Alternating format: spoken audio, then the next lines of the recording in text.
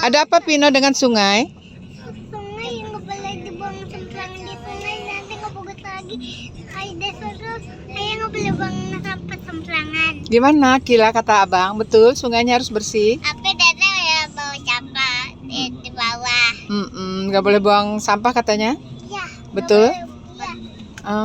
Supaya sungainya apa katanya? Cantik?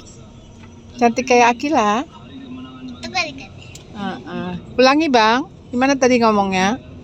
Mama tadi itu nggak boleh buang kalau nggak boleh buang sampah sembarangan sama nggak boleh tanya ayah nggak boleh buang sampah sembarangan.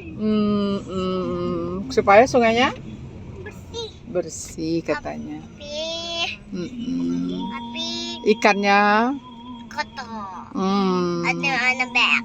ada yang bek? Nggak boleh bek di sungai? Bag akibat. Ikan yang patuk.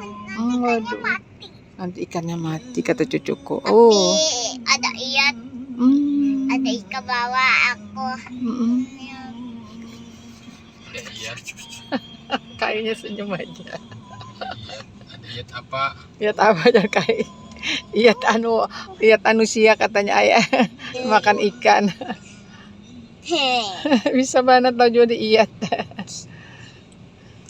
Iat apa?